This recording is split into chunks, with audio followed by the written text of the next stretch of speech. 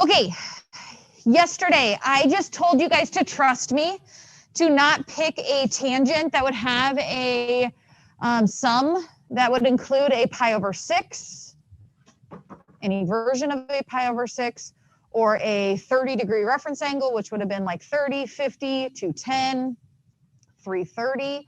So like if you look at your worksheet on number 3, I would have been careful not to pick the numbers 30, 150, 210, or 330 when deciding what will add up to whatever it was, 165, okay? And then on number 6, which is the one we're going to work through together, the nice part is we probably naturally picked 2 numbers on number 6 for adding up to 7 that work out nicely to not give us a pi over 6 as one of our 2 angles. What did you guys pick to add up to 7? 3 and 4, and that's absolutely what I would pick. Now, that's great because 3 over 12 simplifies to a pi over 4. 4 over 12 simplifies to a pi over 3. And I will show you, and I'm going to prove to you right now why it's worth your time to pick those numbers. And if it didn't work out the right way the first time, I would go back and try again. Okay. But because I want to actually make a point here, I am going to pick 2 numbers that will give us a pi over 6. So you can see how to deal with a pi over 6 and why you don't want to. All right. So like if I did 9 minus 2, that's still 7.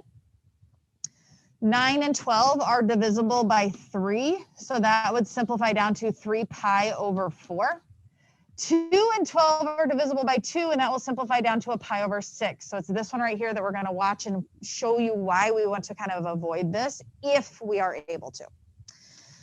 So we proceed like normal. I now have a tangent of a difference. So I go to my formula sheet and I find my tangent of a difference formula. And I follow that, and that says to do tangent of the first minus tangent of the second over 1 plus tangent of the first times tangent of the second. I try to see if I can help common places that I've been seeing with having trouble getting through this. One of those is recognizing that in the denominator, this is multiplication between those 2 terms, okay? The second thing that I've noticed is people are going too quickly through this and not thinking through our all students take calc. When you are looking at an angle that is not in quadrant 1, you have to slow down and decide if whatever trig function you are doing would be positive or negative in that quadrant. So for example, 3 pi over 4 is in quadrant 2, and we are doing tangent problems, and so in quadrant 2 tangent is negative. So as I replace my 3 pi over 4 with its value, it should be negative. Okay, that's a common mistake that's been happening. And then remember your reference angle pi over 4. So tangent of pi over 4, let's fill all of these in here. Tangent of 3 pi over 4 should be negative, and then what's the tangent of pi over 4? 1, right? Where's my hand trick, people? Pi over 4, square root of 2 over square root of 2, right? 1,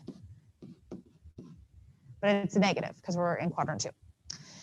Same thing with our pi over 6. If I go to my tangent of pi over 6, that simplifies down to square root of 3 over 3, right? And it's this right here that makes this more work because you end up with a fraction inside a fraction, which just makes it uglier. Okay, we'll get there. And hopefully you pick 3 and 4 and get to the same answer I did and see how much less work it is. Okay, now I'm just going to take a second and clean this up with like my multiplication down here. And we are looking at the problem -1 minus the square root of 3 over 3. 1, oops, minus square root of 3 over 3. One of the mistakes people are doing is at this point trying to jump to the conjugate of the denominator. If you try to do a conjugate where there's still a fraction in there, it gets very challenging. Not saying it can't be done, but it's really challenging. And so at this point, what I would do is get a common denominator.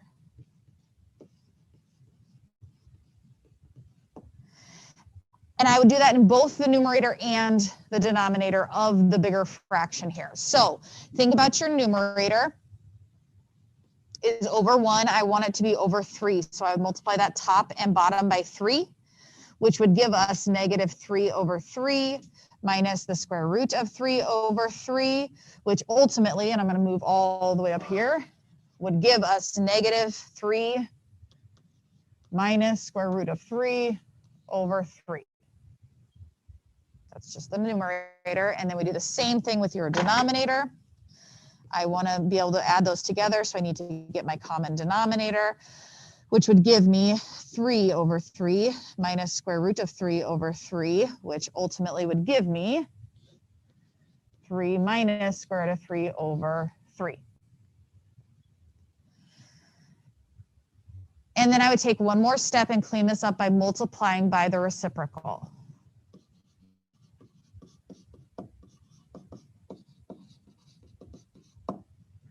Okay, so our numerator, negative 3 minus square root of 3 over 3 times the reciprocal of the denominator. And you'll notice that because they were both divided by 3, those 3's end up canceling. And that leaves us now with negative, multiply straight across the top, straight across the bottom, negative 3 square root of 3 over 3 minus square root of 3. And I'm going to pause there. Had we picked something that did not have a pi over 6, everything that I did starting here up to this point would not have needed to be done. And we would basically start here. And I know the numbers look a little different. It'll simplify, don't worry. But we would basically have started at this level right here and multiplied by a conjugate. And that's why I'm saying don't pick a pi over 6 or a 30-degree reference angle, okay? So from here, now we go conjugate. So 3 plus square root of 3.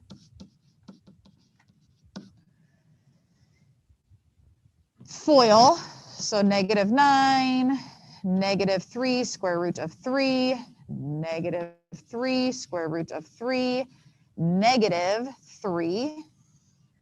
In the bottom, be careful. You do have to do FOIL, or remember first thing squared, which is 9, minus second thing squared, which is 3. And clean all that up. Negative 9 minus 3 is negative 12. Negative 3 minus 3 is negative 6, square root of 3. And 9 minus 3 is 6. And then if I simplify each of those by dividing by 6, negative 12 divided by 6 is negative 2. Negative 6 divided by 6 is negative 1, square root of 3. Should match the answer you got when you picked 3 and 4, but you should have a lot less work than I do. Okay. Now, heading forward, the reason I'm showing you this is, first of all, so that you believe me that it's worth your time to pick better options for tangent, but also because today you are given a problem that is already broken apart for you. And one of them is a pi over 6. Okay, you have two options. You proceed just like I showed you. Okay, and you follow these steps to get to your answer. Or if you're confident in your math abilities to work with fractions, etc., is you really actually could kind of work your way back up to this and pick a different option of how to break it. Okay, they broke it apart for you, they simplified it and got to something with a pi over 6, but couldn't you like put that back together with a common denominator and add them back together and then re-break it better to not have a pi over 6? That's really your two options. Okay, so follow this, and I can leave this up here. Okay, follow that, or put your fractions back together and re-break better. Okay. All right. The second thing that we did not get to yesterday is the last part of your worksheet that asks you to prove the identity. Guys, this is putting together section 5.1 and 5.2, where 5.1, hello, wait, Leah.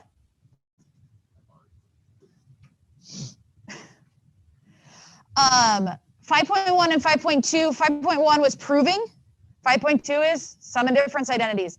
So follow your identity. Follow your identity. This is a sum of a difference. So our sum of a difference or sign of a difference formula says sine of the first times cosine of the second minus cosine of the first sine of the second. Now, the kind of two different ways that this can look, 13 and 14, both at this point have unit circle questions in them. And so on this, I go now to my unit circle and I replace them with their unit circle values. So pi over 2 puts us up here, right? So when it asks me for the cosine of pi over 2, I can replace that with its value, which is 0. Sine of pi over 2, again, I can replace that with its value, which is 1. I can't replace sine and cosine of x because I don't know what x is. So they just stay as x. Well, anything times 0 is 0. Anything times 1 does not change. And 0 minus cosine of x is negative cosine of x, which is what it said it equaled. 14 is very similar.